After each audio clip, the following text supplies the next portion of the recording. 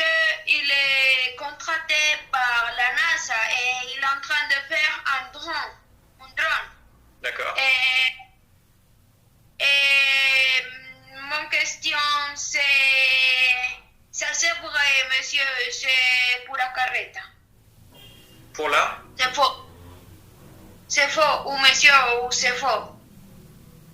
Par rapport à quoi? Qu'il travaille sur un drone Oui, dans la NASA.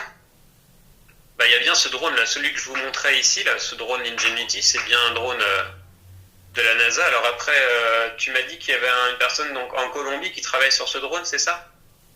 Oui, c'est un noir. Alors je connais pas tous les membres de l'équipe, mais c'est possible. Hein. Il s'appelle Hatou. Ouais, alors là je connais pas tous les membres de l'équipe. Hein.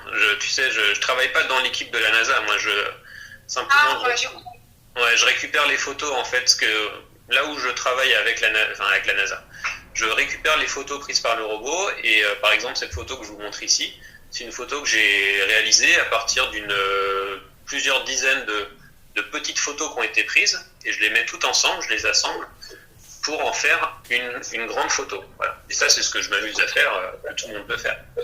Et je travaille pas dans les... Bonjour Thomas, comment vas-tu? Bonjour. Très bien. Bonjour David. Le plaisir de te voir.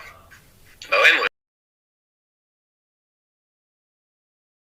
Excuse-moi, continue. Bah voilà, s'il y a d'autres élèves... Alors, si il y a des élèves qui m'avaient posé des questions sur un Google Doc, donc je peux simplement déjà y répondre, au moins comme ça, eux auront leur réponse. Bon là, je vais passer, ça c'était... Voilà. Il y en a qui m'ont pas mal posé de questions sur la Lune, la course à l'espace, quand est-ce qu'on ira sur Mars pour y vivre, quand est-ce qu'on ira sur la Lune.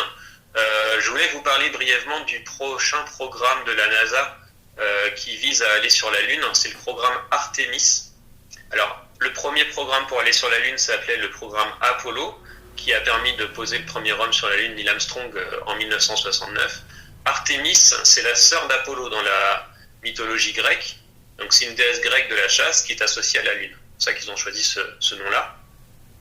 Alors Artemis, ça consiste en quoi? En fait, ça consiste à envoyer une station spatiale, à fabriquer une station spatiale autour de la Lune, d'ici 2024 à peu près, si tout se passe bien. Cette station spatiale est une collaboration internationale entre les États-Unis, la Russie, l'Europe, le Japon et le Canada. Donc exactement comme pour la Station spatiale internationale, l'ISS. Et de cette station partiraient des vaisseaux pour aller sur la Lune. Et ces vaisseaux, le vaisseau qui a été choisi, c'est le vaisseau Starship de SpaceX, la compagnie d'Elon Musk, qui a été choisi pour emmener les astronautes d'ici l'horizon 2028. Voilà, on ne sait pas exactement la date. Vous avez ici les astronautes de la sélection américaine. Donc c'est l'un ou l'une de ces astronautes qui ira sur la Lune, sachant que l'équipage, d'après ce qui est prévu, inclurait au moins une femme. Donc ce serait soit un équipage de une femme et un homme, soit un équipage de deux femmes, parce que pour l'instant aucune femme encore n'a foulé le sol lunaire. Voilà, dans la sélection, vous voyez, là, non, je crois bien que la parité normalement est respectée. Il y a autant d'hommes que de femmes. Et cette mission partira pour le pôle sud de la Lune en 2028. Voilà, pour ceux qui se posaient la question. Alors, vous me demandiez aussi s'il y a une course à l'espace. Oui, il y a une course à l'espace, puisque vous avez vu que la Chine là, a réussi avec succès donc, à se poser à la surface de Mars. Et elle envisage également d'aller sur la Lune pour 2030, donc c'est très proche de 2028. Sachant que la Chine va envoyer dans 1 ou 2 jours un deuxième module pour compléter sa station spatiale qu'elle a envoyé il y a 1 ou 2 semaines. Vous avez peut-être entendu parler d'un morceau de fusée chinoise qui risquait de s'écraser sur nos têtes. Ce morceau de fusée, en fait, c'est la fusée qui avait permis d'envoyer le tout premier morceau de la station spatiale chinoise. Donc la Chine est en train de fabriquer une station spatiale en ce moment. Puis elle va s'entraîner dans cette station pour ensuite envisager d'aller envoyer des humains sur la Lune. Des Chinois sur la Lune. Voilà. Est-ce qu'il y a d'autres questions?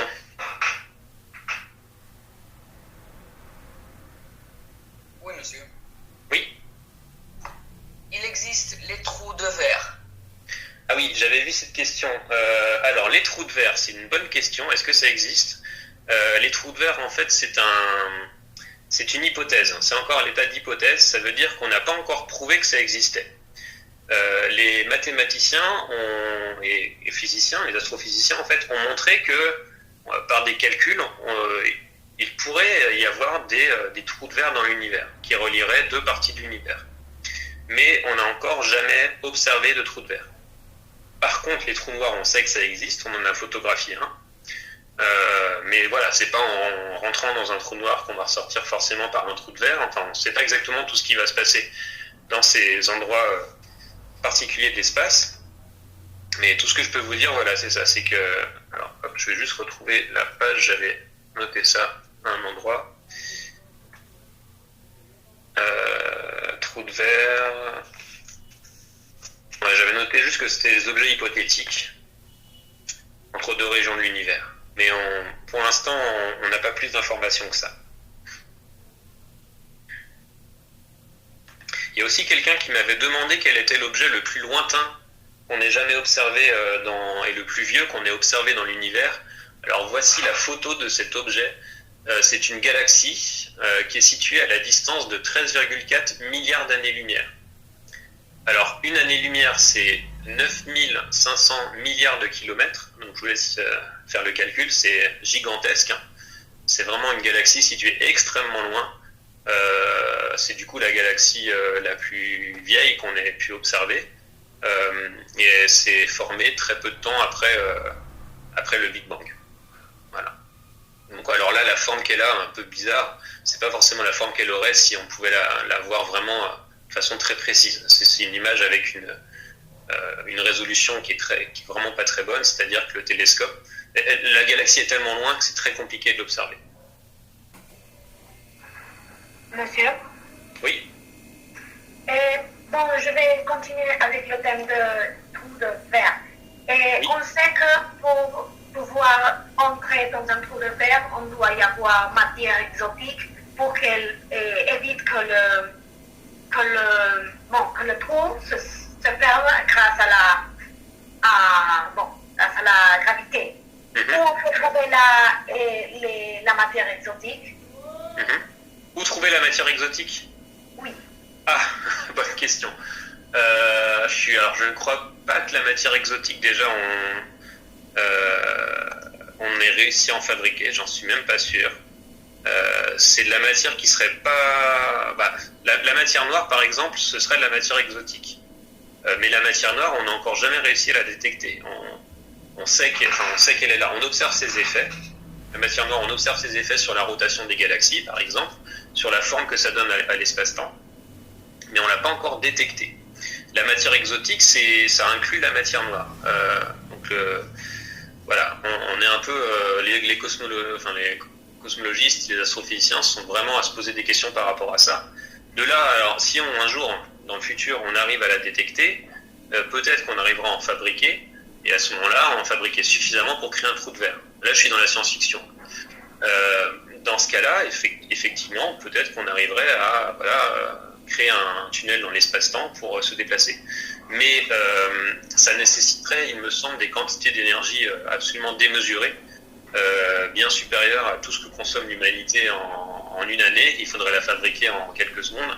Donc pour les physiciens à l'heure actuelle, c'est impossible. Maintenant, qui sait ce que nous réserve l'avenir? Donc je ne peux pas prédire l'avenir, voilà. Mais tout ça pour dire que la matière exotique, on n'en a pas encore détecté. D'accord.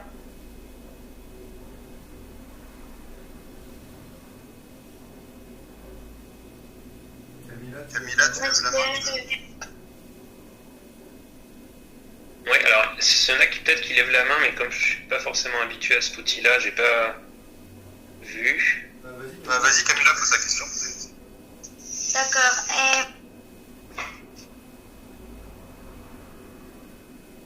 C'est vrai que Alyssa Carson, la plus jeune femme de la NASA, il peut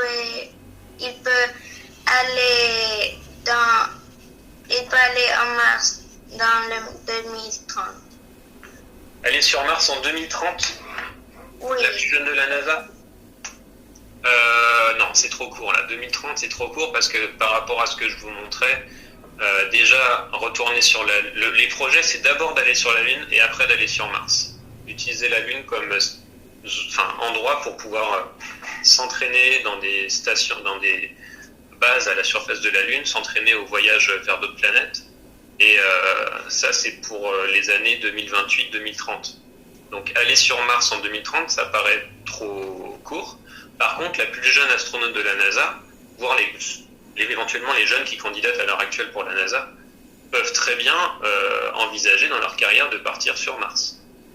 Voilà, je pense en France, par exemple, Thomas Pesquet, il aimerait bien aller sur Mars. Il envisage, ce qui est le plus réaliste, ce serait déjà qu'il puisse aller sur la Lune, qu'il y ait un Européen qui puisse aller sur la Lune. Mais peut-être que dans sa carrière, il puisse aller sur Mars. Alors là, il sera plutôt jeune. Moi, je pense que Mars, il ne faut pas attendre avant 2040, voilà, 2040-2050. Mais c'est difficile. Respecter l'objectif de retourner sur la Lune, c'est un sacré objectif. Le fait que la Chine soit assez, pas provocatrice, mais elle a de grandes ambitions et elle tient ses ambitions. Quand la Chine dit on va aller sur la Lune, on va aller sur Mars, par exemple, on va poser un robot sur Mars, ils l'ont fait. Elle se donne les moyens vraiment d'arriver à ses objectifs. Et là, l'objectif qu'elle a d'envoyer des Chinois sur la Lune, pour moi, ça me semble réaliste dans le sens où tout ce qu'ils ont mené pour l'instant a été fait comme ils l'avaient annoncé. Donc si les Chinois disent c'est bon, on a marché sur la Lune, on va partir sur Mars en 2030, s'ils annoncent ça pour 2040, je pense que les Américains auront vraiment envie de mettre le paquet pour pouvoir aller plus rapidement que les Chinois. On est un peu dans une sorte de course à l'espace, comme lorsqu'il y a... c'est pas tout à fait le même contexte, il n'y a pas de guerre froide, mais on retrouve une sorte de situation avec l'URSS contre les Américains, contre les États-Unis. Et tout à l'heure, vous avez dit que Mars, il y avait de liquide. Il y a très longtemps. Oui. Et alors, ma question c'est, ce liquide, ça peut être une autre chose que c'est pas de l'eau. C'est une bonne question. Les scientifiques se sont longtemps interrogés sur le fait que ça puisse être, alors déjà de la lave. Quand je vous montrais tout à l'heure les coulées à la surface de Mars, certaines personnes se sont interrogées si ces coulées pouvaient être dues simplement à de la lave qui aurait, parce qu'on sait qu'il y a beaucoup de volcans sur Mars, beaucoup de volcanisme, est-ce que de la lave n'aurait pas simplement pu laisser ses traces? Ce qu'on sait, on connaît ce qu'on appelle la viscosité de la lave, c'est-à-dire que la lave, un peu comme le miel, c'est quelque chose qui est généralement très visqueux. Ça dépend de la quantité d'eau qu'il y a à l'intérieur d'ailleurs, mais qui est contenue dans la roche. Mais la lave ne permet pas de générer les structures qu'on observe ici. Donc voilà, ces structures-là ne peuvent pas être dues à la lave. On voit des endroits où la lave a coulé. Ça donne d'autres types de rivières. Voilà, on voit d'anciennes rivières de lave, mais pas ces structures-là. Une autre hypothèse qui avait été formulée, c'est que ce soit du CO2, donc du gaz carbonique, qui aurait été à l'état liquide, donc ce qu'on appelle du CO2 liquide sur Mars. Alors pour ça, il faut qu'il y ait une atmosphère très très très épaisse de gaz carbonique pour former du CO2 liquide. Et pour l'instant, il n'y a aucune façon d'imaginer une atmosphère extrêmement épaisse dans le passé martien. Quand Mars avait de l'eau liquide, là, comme je l'ai montré sur cette photo, l'atmosphère de Mars était plus épaisse qu'à l'heure actuelle pour permettre à l'eau liquide de rester stable. Mais malgré tout, il ne devait pas faire très chaud sur Mars. Et les météorologues, les climatologues en fait, qui essaient de remonter dans le temps, qui essaient de prévoir le climat qu'il faisait il y a très longtemps sur Mars, n'arrivent pas à expliquer déjà par moment pourquoi il y avait de l'eau liquide. Pour eux, c'était plutôt une croûte de glace, une sorte de banquise, sous laquelle il y avait de l'eau liquide. Ça, ils arrivent à peu près à l'expliquer. Maintenant, de l'eau liquide avec des oasis, pas des oasis, pas de la vie, mais en tout cas des lacs comme ça à l'air libre, c'est beaucoup plus compliqué à expliquer. Donc du CO2 à haute pression, non, ça c'est pas possible. Ce qui fait que les traces qu'on voit à la surface de Mars, il ne reste que l'eau qui puisse expliquer ces structures. Et Et un autre indice, c'est qu'on a observé dans ces régions des minéraux, des roches, qui se forment en présence d'eau liquide. Par exemple, la boue dont je vous parlais tout à l'heure, dans le delta ici, voilà, c'est ce delta-là. Quand on l'a observé depuis l'orbite de Mars avec des caméras spéciales, qu'on appelle les spectromètres, on a pu détecter dans ce delta des roches comme des argiles. Les argiles, en fait, on appelle ça la boue en langage courant, mais c'est un minéral qui est formé en présence d'eau. Voilà, donc c'est une autre preuve que c'est bien de l'eau qui a permis de former ces roches. Moi j'ai une question. Oui, vas-y. Peut-être un peu plus personnel. Donc Thomas Appéré, comment vous est venu le goût pour l'espace et comment ça s'est développé pour vous, tout ça? Alors, c'est une bonne coïncidence. La question est une bonne question parce que quand j'étais en 5e, en fait, donc j'avais l'âge, je pense à peu près des élèves qui m'écoutent, j'ai commencé à m'intéresser à l'astronomie après une soirée à observer le ciel lors des Nuits des Étoiles. C'est un événement organisé en France en été où des télescopes sont mis à disposition du public. Donc j'ai observé le ciel et j'ai observé notamment Saturne. Et c'est là que j'ai vu pour la première fois les anneaux de Saturne.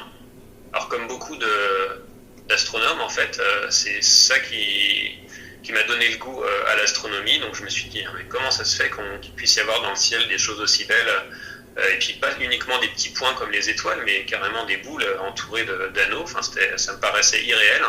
Donc j'ai commencé à me renseigner, à me documenter. Alors il n'y avait pas encore Internet à l'époque. C'était dans des livres d'astronomie. J'ai admiré les photos, j'ai lu toutes ces explications.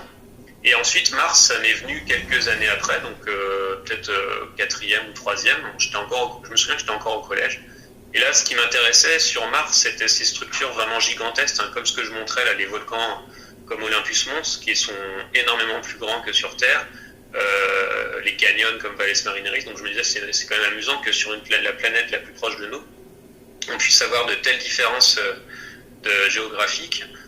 Et puis peut-être la possibilité que des formes de vie soient apparues dans un lointain passé.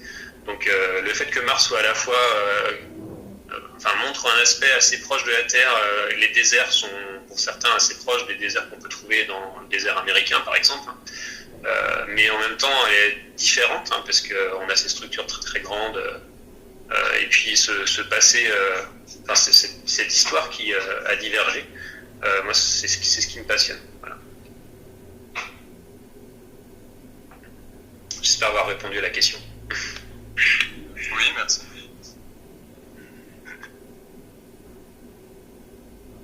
Les élèves, si vous avez d'autres collègues, si vous avez d'autres questions, ça peut être aussi des questions sur le parcours, un peu personnel ou pas trop personnel non plus.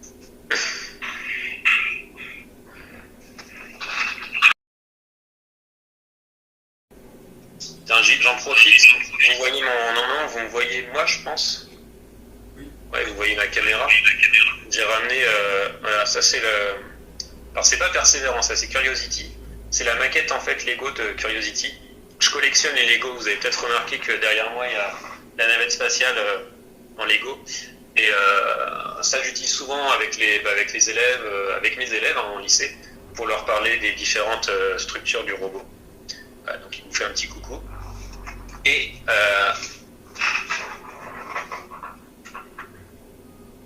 voilà, j'en ai un autre ici. Donc c'est le robot chinois dont je vous parlais, qui est situé juste ici.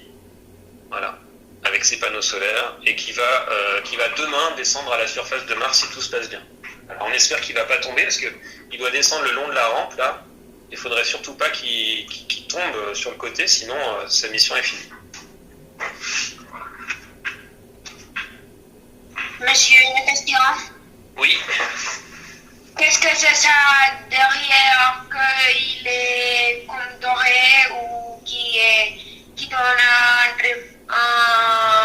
si c'était comme un espejo, comme on dit, monsieur?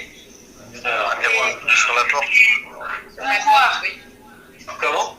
Sur votre porte, vous avez quelque chose de doré. Ici là. Ah oui. Ça, c'est ça. Ça va. Alors ça c'est C'est une décoration qui représente le James Webb Space Telescope. C'est un télescope américain qui va être envoyé dans l'espace d'ici la fin de l'année, si tout se passe bien. Et c'est un télescope qui va remplacer Hubble. Voilà. Donc il est conçu pour aller chercher des exoplanètes, donc des planètes autour d'autres étoiles dans l'espace. J'ai un autre robot ici, mais celui-là, il n'est jamais parti dans l'espace. Moi, j'ai une question, Thomas. Oui, finalement, quand on regarde ta chambre, tout est orienté vers l'espace et tu dis qu'il y a aussi des... Et puis les chercheurs, finalement, ils cherchent à comprendre certaines choses, mais ils cherchent aussi comme des exoplanètes, tu disais là. Ça veut dire, est-ce que la science, c'est pas finalement très orientée vers soi-même, vers l'homme, vers la vie, vers ses propres questions à lui, quoi. Parce qu'il va passer énormément de temps à chercher des planètes pour prouver que la vie existe, comme sur Terre, finalement, il cherche toujours à retrouver la même chose que lui à l'extérieur. Ouais. Alors est-ce qu'il y a pas de tendance là, ouais. Ouais, c'est une bonne question à la frontière entre philosophie et science. Hein. Je te reconnais bien. C'est une question qui en fait fait débat. Disons le postulat que tu avances ici que on va chercher des formes de vie ou en tout cas des planètes qui sont comme la Terre parce que on cherche finalement à retrouver des humains, peut-être pas des humains, mais des extraterrestres qui nous ressembleraient. Certains, c'est un peu ça qu'ils cherchent. Alors, d'un côté, on peut dire que, étant donné qu'on est, qu'on est la preuve vivante que il y a de la vie dans l'univers, on va essayer de retrouver des conditions similaires pour que la vie puisse apparaître, soit éventuellement apparue ailleurs. Donc, une planète comme la Terre qui tournerait autour d'une étoile comme le Soleil, avec de l'eau liquide, du chimie sur la base du carbone, etc. Ceci étant dit, on peut envisager d'autres formes de vie sur des planètes vraiment différentes. La chimie du carbone, donc c'est quand même basé sur un élément qui est très abondant dans l'univers, parce qu'on peut envisager des êtres vivants formés à partir de silicium, par exemple. Donc là, le silicium, c'est un élément chimique qu'on retrouve notamment dans tous les composants électroniques qui sont dans nos téléphones portables. Et ça a des propriétés chimiques assez proches de celles du carbone, mais il y en a énormément moins dans l'univers. Alors que le carbone s'est formé au cœur des étoiles de façon assez importante. C'est dispersé ensuite quand les étoiles explosent, c'est dispersé dans l'espace. L'oxygène également, l'hydrogène c'est l'élément de base dans l'univers, c'est l'élément le plus léger, donc c'est ce qui constitue la grande majorité de la matière dans l'univers.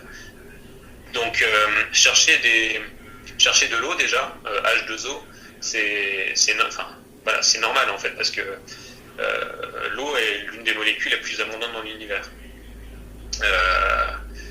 Donc voilà, après il n'est pas inenvisageable qu'on trouve des formes de vie sur une chimie totalement différente, mais pour l'instant, on essaie en termes de probabilité, c'est plus probable de trouver des formes de vie basées sur une chimie similaire à la nôtre. En termes d'abondance des différentes molécules dans l'univers. Ensuite, il y a aussi la question, alors, et une autre question, c'est par rapport aux planètes. On définit souvent la zone habitable autour d'une étoile, on dit que c'est la zone autour d'une étoile où l'eau est liquide. Mais là aussi, on fait beaucoup d'hypothèses. On se dit, mais pour avoir cette eau liquide, est-ce qu'il y a une atmosphère ou pas d'atmosphère? On sait par exemple que dans le système solaire, au niveau de Jupiter, je vais vous remontrer juste l'image de Jupiter au début. Voilà. Autour de Jupiter, de Saturne, d'Uranus et de Neptune, il y a des lunes. Toutes ces grandes planètes ont des lunes, et ces lunes abritent pour certaines, sous leur surface, de l'eau liquide, qui est protégée par une croûte de glace à l'échelle de toute la Lune. Or, ces planètes ne sont pas situées dans la zone habitable du Soleil. Elles sont situées trop loin du Soleil, pour qu'on les considère propres à abriter de l'eau liquide. Simplement, en fait, cette eau liquide, elle est là parce qu'elle est protégée par la croûte de glace. Donc, quand on cherche des planètes où il pourrait y avoir de l'eau liquide, en fait, il faut étendre nos définitions en se laissant le droit d'envisager des situations qui sont différentes de ce qu'on trouve sur Terre. Et puis après,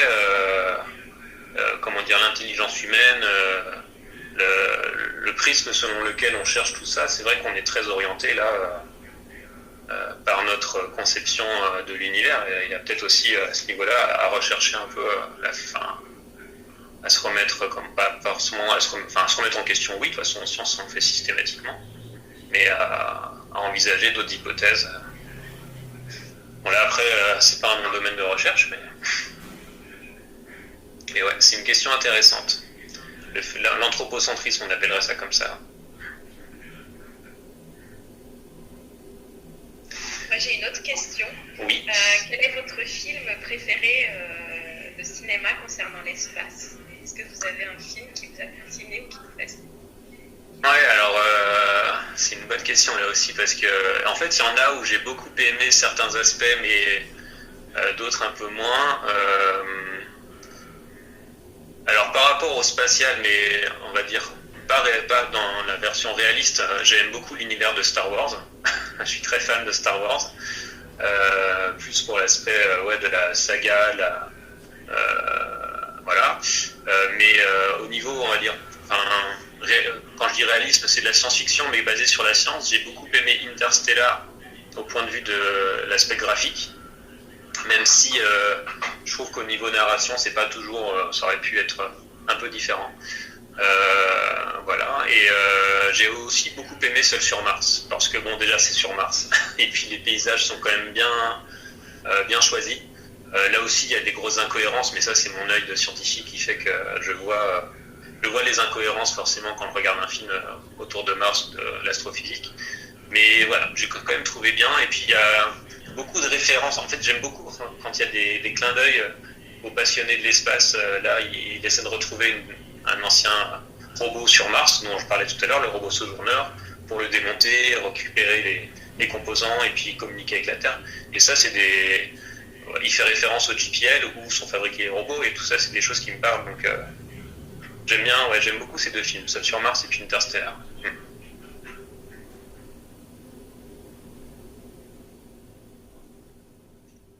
Monsieur, autre question. Oui. Il y a une possibilité dans l'Internet, dans un temps qu'il entre... Attends. Il y a une possibilité qu'une personne, il peut prendre des cailloux de Mars dans des années dans le futur. Que quelqu'un ramène des rochers de Mars? Oui, et les vendre. Et les vendre Et de les achèterait, monsieur. Alors, ramener des cailloux de Mars, là le robot c'est ce qu'il va essayer de faire, hein. Persévérance c'est son objectif, ramener des morceaux de Mars. Mais les vendre. Et les vendre, là non, tout ce qui sera ramené sur... Alors, tu sais qu'on peut déjà acheter des cailloux de Mars, je vais vous montrer un morceau de Mars, tiens.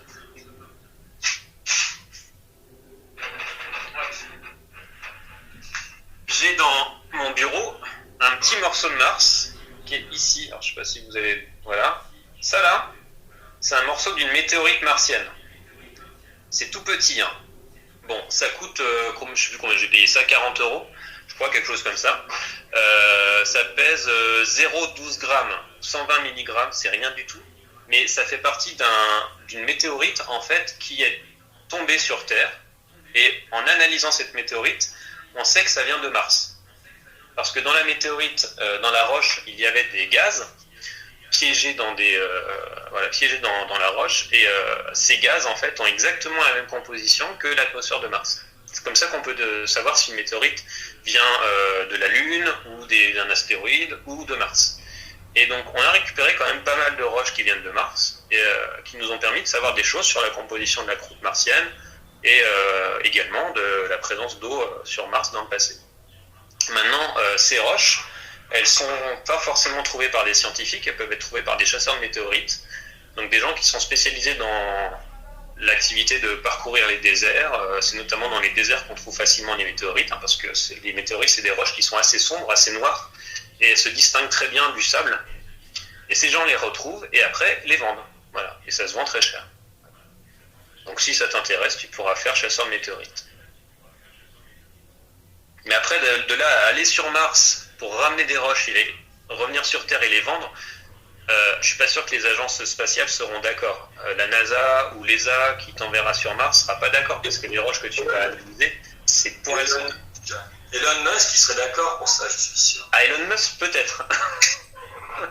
Lui, ouais, mais je partage pas sa philosophie, ouais.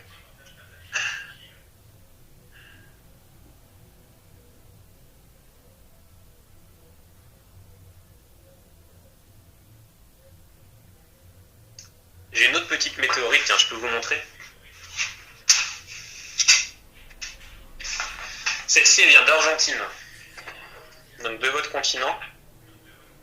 Voilà, alors, je ne sais pas si vous la verrez trop. Je vais l'éclairer comme ça. Tac. Alors, c'est une météorite métallique. Comme ceci, voilà. C'est une petite météorite métallique qui a été trouvée en Argentine. C'est un morceau de métal contenant du fer et du nickel. Et c'est un gros bloc de métal qui s'est écrasé en Argentine il y a pas mal d'années. Enfin, je ne sais plus si c'est 5000 ans ou quelques. Et donc c'est assez récent. Et plein de morceaux comme ça ont été éjectés lors du crash et sont retrouvés régulièrement. Et ça, c'est pas des météorites qui coûtent très très cher, ces météorites-là. Cette météorite, en fait, est issue d'une roche qui s'est formée au cœur d'un astéroïde, donc dans le noyau de l'astéroïde, et ça a la même composition que le noyau de la Terre. Le noyau des planètes, c'est composé de métal, fer et nickel. Donc là, on a un petit morceau représentatif de l'intérieur de la Terre.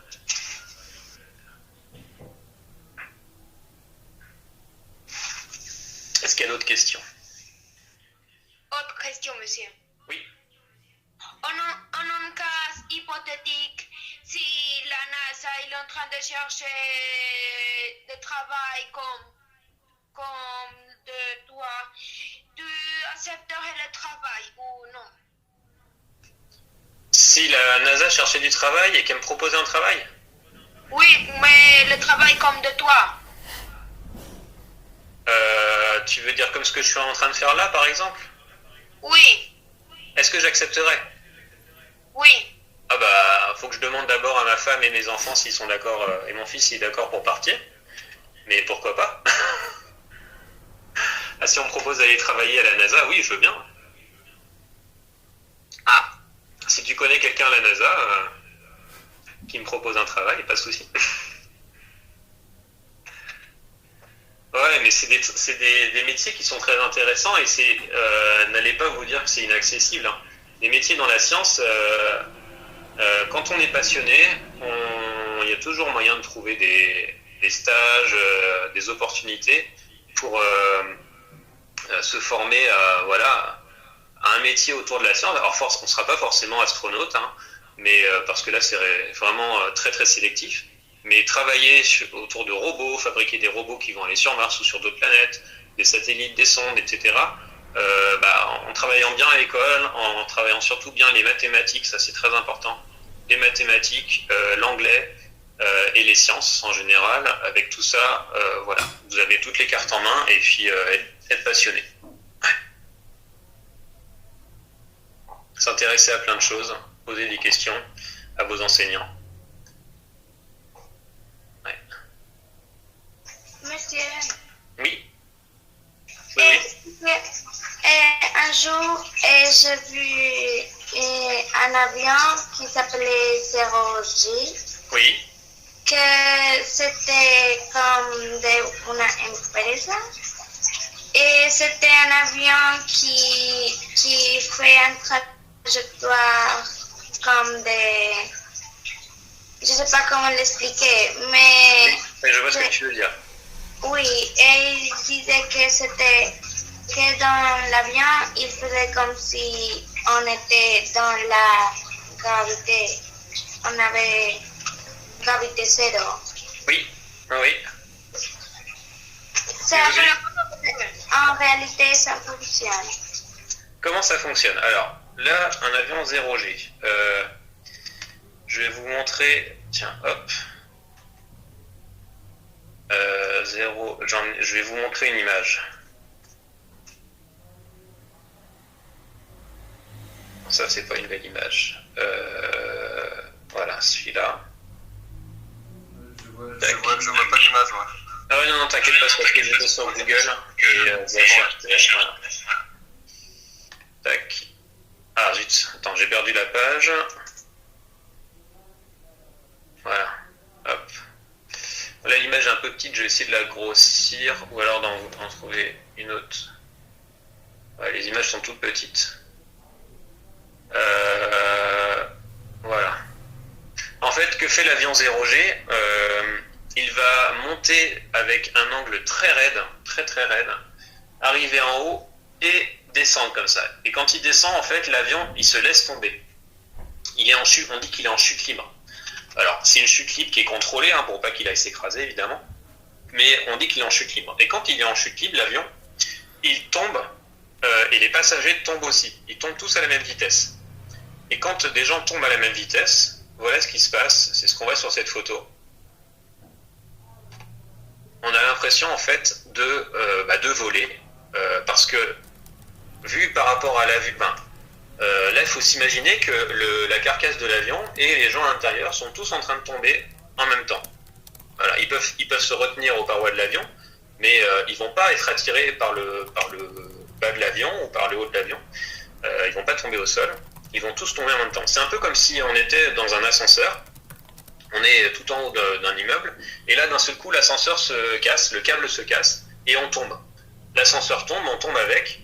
Bon, alors, on espère qu'un autre câble viendra prendre le relais et qu'on ne va pas s'écraser. Mais quand l'ascenseur tombe et qu'on tombe avec, en fait, on flotte. Si vous voulez, une expérience d'apesanteur, en fait, il suffit de monter sur une chaise et de sauter. Quand on saute de la chaise, la seconde qu'on passe dans l'air avant de retomber par terre, on est en apesanteur. Ça dure très peu de temps, mais on est en chute libre juste ce tout petit instant-là. Quand on va dans des fêtes foraines, dans des montagnes russes, là aussi on peut expérimenter ce genre de choses. Il y a certaines attractions, en fait, ils nous montent et ils nous laissent redescendre comme ça, en chute libre. Je sais qu'à Disneyland Paris, en France, il y a ça. Et là aussi, on a l'impression qu'on monte comme ça. On flotte un petit peu un instant en l'air, et ben ça, c'est l'expérience d'apesanteur. Simplement, dans l'avion, c'est conçu pour ça. Les vols vont durer quelques secondes. Enfin, je ne sais plus combien de secondes ça dure, parce qu'ils le mettent ici. Non, ils ne le mettent pas dans la durée.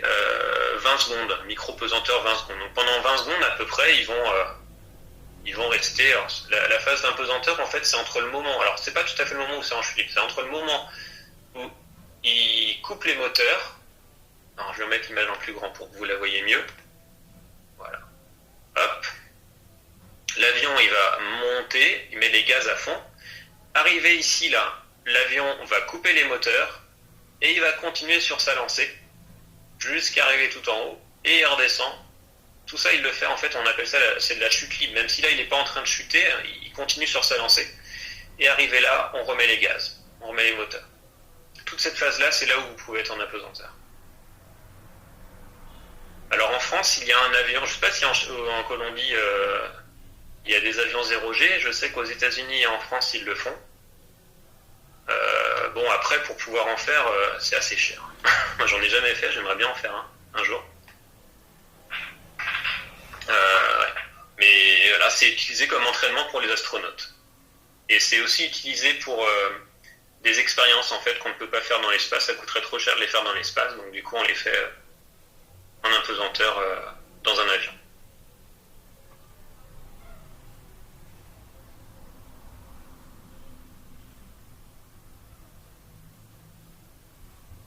Je vois qu'il y en a qui ont la main levée. Federico, je ne sais pas si c'est parce que tu n'as pas baissé ta main ou si tu as une question. Moi, j'ai une autre question. Vas-y. C'est vrai que dans la NASA, pour les astronautes, ils pratiquent dans l'eau. Oui. Si tu fais astronaute piscine sur Internet, tu verras. les astronautes pratiquent dans des piscines parce que c'est une autre façon de représenter un peu les conditions qu'on a dans l'espace. Quand tu es dans l'eau, quand tu vas sous l'eau, hein, par exemple si tu fais de la plongée sous-marine, tu verras que tes gestes sont un peu plus lents. Déjà, rien qu'essayer de courir dans l'eau, on sent que l'eau résiste, hein. C'est difficile. Et quand tu es dans l'eau, en fait, l'eau va te retenir. Et mettre une combinaison spatiale comme le font ces astronautes et aller sous l'eau, ça permet de retrouver un peu les sensations qu'on a quand on est dans l'espace. C'est pas tout à fait pareil, mais ça simule un peu les conditions qu'on aurait dans l'espace. Oui.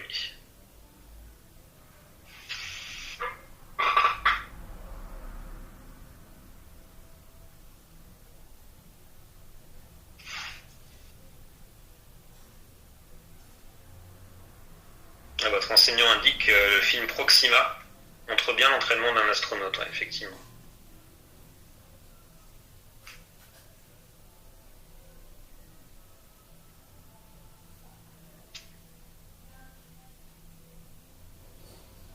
Est-ce que vous avez d'autres questions? Les élèves, Oui, les collègues? moi. Et c'est que dans l'avion, on est en gravité zéro réelle ou on est en train de tomber et on pense qu'on est en gravité zéro? Alors, qu'est-ce que ça veut dire gravité zéro? Il faut faire attention à ce terme-là, parce que même le terme 0G, je trouve qu'il n'est pas bien choisi. La gravité, c'est la Terre qui nous attire. Quand on dit gravité zéro, ça voudrait dire quoi? Que la Terre nous attire plus? Ça, c'est pas vrai. Même les astronautes, quand ils sont dans la Station Spatiale Internationale, ils sont toujours attirés par la Terre. Simplement, la sensation qu'on a comme un astronaute dans l'espace ou comme dans l'avion 0G, en fait, cette sensation qu'on appelle impesanteur, c'est le fait d'être en chute libre. En fait, c'est le fait de tomber. Voilà. C'est le fait de tomber comme si on sautait d'un avion. Simplement là, quand tu sautes d'un avion, imagine que tu es un parachutiste, tu sautes d'un avion, avant d'ouvrir ton parachute, tu frottes très fortement contre l'air, parce que tu vas très vite et donc l'air te ralentit. Quand tu es dans un avion 0G, c'est différent, parce que dans l'avion 0G, il n'y a pas d'air qui frotte contre toi. L'avion et toi, vous tombez tous ensemble. Et donc du coup, tu es uniquement attiré par la Terre. Il reste que ça en fait. Tu es simplement attiré par la Terre. Tu tombes vers la Terre et c'est cette sensation-là, c'est cette force-là qui te donne la sensation d'impesanteur. Voilà. Donc dire qu'il n'y a plus de gravité, ça, la seule situation où il n'y aurait plus de gravité, il faudrait essayer de s'éloigner très très très très loin de la Terre, même très loin du Soleil. Et là, si tu es très loin du Soleil, tu n'es plus attiré par le Soleil, tu n'es plus attiré par la Terre. Et tu as la même sensation d'absence de gravité. Mais c'est des concepts qui sont pas forcément faciles. Tu sais, même moi, avec mes terminales, des fois, j'ai du mal à expliquer ça.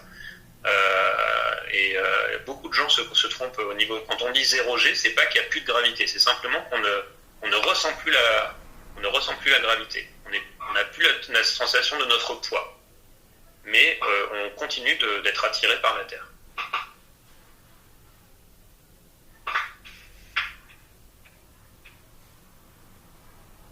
Je crois qu'il y a pas mal de gens qui se réveillent et il va falloir qu'on mette une conclusion à un moment. Ouais. Je sais pas, parce qu'il y a des élèves qui ont encore des questions, je crois. Bah, c'est toi qui vois par rapport à l'horaire. Hein. Moi, je suis disponible. Juan David, tu voulais poser une question? Oui, monsieur. Vas-y, on t'écoute. On va prendre une ou deux questions et après, je pense qu'on va conclure. D'accord. Qu'est-ce qu'il faut étudier pour être astronaute? Qu'est-ce qu'il faut étudier? Alors, pour être astronaute, c'est un peu comme pour être scientifique ou astrophysicien. Beaucoup travailler les maths et la physique. Alors, maintenant, ça peut être un peu différent. C'est pas forcément la physique, ça peut être la géologie ou la biologie. Parce que dans l'espace, on a besoin de médecins, on a besoin, quand on ira sur Mars ou la Lune, on aura besoin de géologues pour analyser le sol. Ça peut être aussi étudier l'ingénierie, donc la robotique, voilà, quelque chose qui est en lien avec les sciences. Il faut aussi faire beaucoup de sport, avoir une bonne condition physique,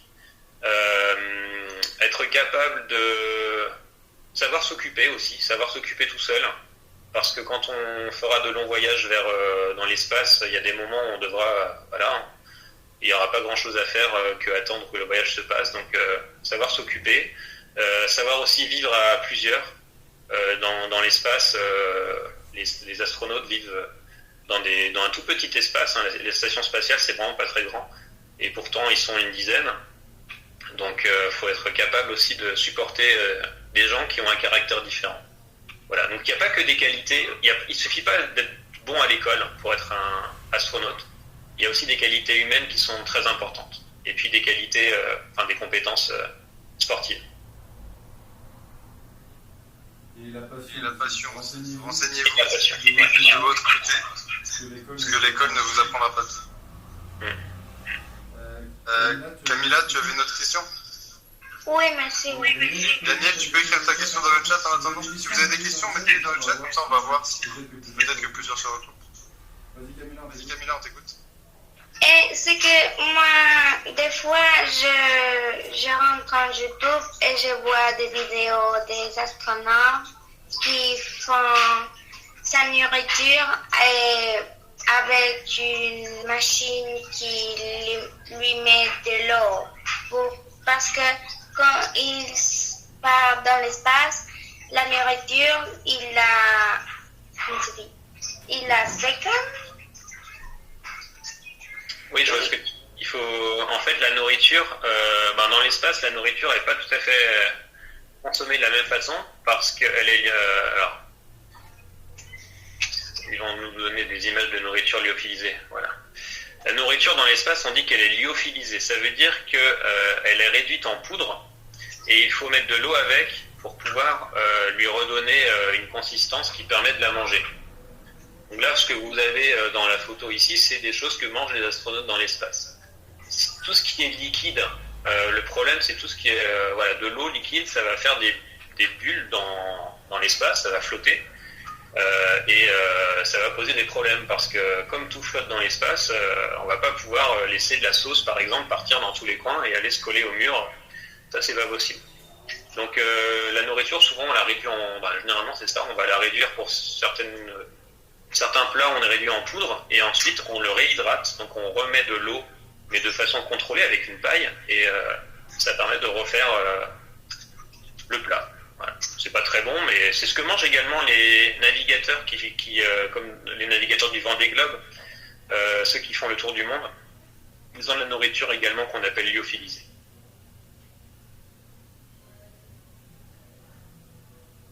Si je peux me permettre, il y a une bande dessinée qui est très intéressante sur la vie quotidienne, ça s'appelle Dans la combi de Thomas Pesquet. Oui. Qui est très bien faite, qui est assez drôle aussi, ce qui ne gâche rien. Dans la combi de Thomas Pesquet. Il faudrait qu'on l'achète d'ailleurs pour le... Il est très bien, ouais. Alors j'ai des questions dans le chat, je peux essayer d'y répondre comme ça rapidement. Daniel qui demande, est-ce que c'est vrai si on passe beaucoup de temps dans l'espace, on se déforme? Alors il y a pas mal d'effets quand même secondaires, le fait d'être dans l'espace, comme on ne ressent plus son poids, les muscles vont perdre de leur masse, ça veut dire qu'on va avoir moins de masse musculaire, donc arrivé sur Terre, en fait, on aura plus de mal à se tenir debout. La colonne vertébrale va s'allonger, donc effectivement, on va être un peu plus grand quand on viendra sur Terre. Pourquoi? Parce que là encore, quand on est soumis à son poids sur Terre, le corps a tendance à se rétracter, on est plus attiré, alors que dans l'espace, le corps peut s'étendre. Et il y a également au niveau des yeux, les yeux vont également s'étendre un petit peu, un peu comme quand on devient un myope. Mais bon, là, l'effet est assez faible, mais malgré tout, si on reste assez longtemps dans l'espace, ça joue. Donc voilà ce qui peut se passer. Juan David me demande s'il existe un multivers, alors un multi-univers. Alors les multi-univers, c'est l'hypothèse qu'il y aurait plusieurs univers qui nous entourent, enfin qu'on serait dans un univers mais qu'il y aurait d'autres univers. Alors ça me rappelle que j'ai eu un enseignant quand j'étais dans les études qui travaille en fait sur cette thématique. Donc c'est uniquement des hypothèses. On n'a pas encore détecté d'autres univers, mais c'est possible. Voilà, ça reste dans le domaine du possible. Et est-ce que je pense qu'il en existe? Bah voilà, c'est une hypothèse. Je dirais pas que je suis pour ou contre cette hypothèse. Pour moi, c'est possible. Donc si on l'en détecte, je serais pas surpris. Quel film est-ce que je recommande de voir? Alors, pour moi, tous les films en lien... Alors, j'aime bien les films en lien avec les extraterrestres aussi. Des vieux films comme Rencontre du troisième type. Je l'ai vraiment bien aimé. E.T., pareil, c'est excellent. Qu'est-ce qu'il y a d'autre comme film un peu plus récent? J'en ai pas en tête qui me viennent tout de suite. Après, il y a beaucoup de séries également maintenant sur voilà, Netflix ou autres qui parlent d'espace, qui sont bien aussi. Des séries documentaires aussi sont bien. La série Mars, notamment, je crois, de National Geographic est très bien. Ça mélange des films, un peu des films et puis des informations.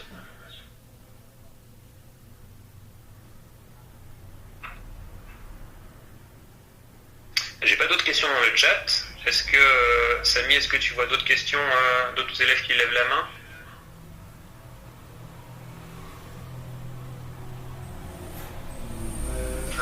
Il y avait une question dans le chat, je pense. Le moteur à ion, ça va peut-être nous faire changer un peu de sujet. Voilà, il y avait une question intéressante, je trouve, c'est qu'est-ce qui se passe si on tombe malade dans l'espace? Donc, c'est un astronaute qui tombe malade. Alors il y a des astronautes, enfin ils sont tous formés pour pouvoir faire des soins dans l'espace. Donc ils ont, voilà, s'il faut passer une échographie, ils savent utiliser le matériel. S'il faut opérer quelqu'un, en tout cas faire des points de suture, ils savent le faire. Les astronautes, quand ils vont dans l'espace, généralement il y a quelques jours où ils ne se sentent pas forcément très bien, ils ont un peu le mal de mer. Ça, c'est le fait que se retrouver en apesanteur, on n'a pas l'habitude dans la vie de tous les jours. Et donc, les astronautes ont toujours, s'il faut vomir, ils peuvent vomir, il n'y a pas de problème. Enfin, voilà, ils ont souvent cette sensation de nausée au début. Ouais. S'ils sont vraiment très malades, s'ils ont vraiment de grosses complications, ils peuvent retourner sur Terre d'urgence. Il y a des vaisseaux spatiaux qui sont accrochés à l'ISS qui permettent de repartir sur Terre en cas d'urgence. La même chose, hein, imaginons qu'il y a un incendie dans la station spatiale, ils peuvent revenir sur Terre.